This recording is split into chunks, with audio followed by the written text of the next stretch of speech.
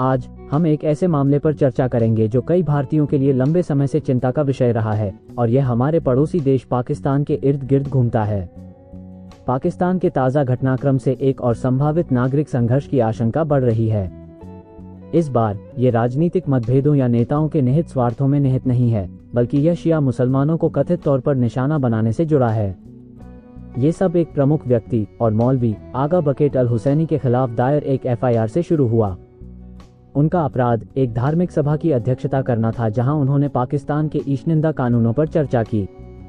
अपने संबोधन में उन्होंने चिंता व्यक्त की कि इन कानूनों का इस्तेमाल शिया समुदाय को गलत तरीके से निशाना बनाने के लिए किया जा रहा है। नतीजतन उनके खिलाफ पैगंबर मोहम्मद के बारे में आपत्तिजनक टिप्पणी करने का आरोप लगाते हुए एक मामला दर्ज किया गया था। इसके बाद से गिलगित बाल्टिस्तान का इलाका उथल पुथल में घिरा हुआ है। इलाके की तस्वीरों में दिखाया गया है कि हजारों हुसैनी अनुयायी स्कदू की सड़कों पर उतर रहे हैं और जोरदार विरोध प्रदर्शन कर रहे हैं।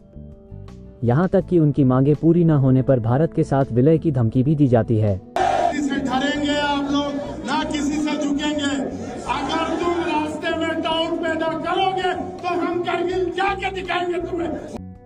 ये दृश्य गिलगित बाल्टिस्तान के निवासियों की अपने देश के शासकों के प्रति, विशेषकर उनकी शिया पहचान के संदर्भ में दबी हुई निराशा को रेखांकित करते हैं। जबकि पाकिस्तान मुख्य रूप से सुन्नी है, गिलगित बाल्टिस्तान अपनी बड़ी शिया आबादी के साथ खड़ा है। पिछले कुछ वर्षों में पाकिस्तान के राजनीतिक नेताओं ने अक्सर सुन्नी मुसलमानों को क्षेत्र में स्थानांतरित करके क्षेत्र की जनसांख्यिकी को बदलने का प्रयास किया है। स्थिति को और खराब करने के लिए पाकिस्तान ने इस साल की शुरुआत में अपने पहले से ही कड़े ईशनिंदा कानूनों को और मजबूत कर दिया। शिया धर्मगुरु अल हुसैनी द्वारा पैगंबर के एक साथी के कथित अपमान ने अशांति की वर्तमान स्थिति में योगदान दिया है।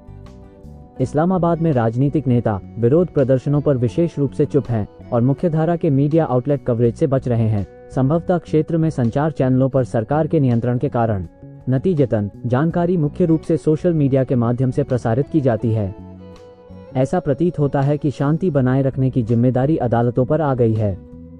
शांति सुनिश्चित करने और कानून एवं व्यवस्था बनाए रखने के तरीकों पर चर्चा करने के लिए गिलगित बाल्टिस्तान एपेक्स कमेटी बुलाई गई।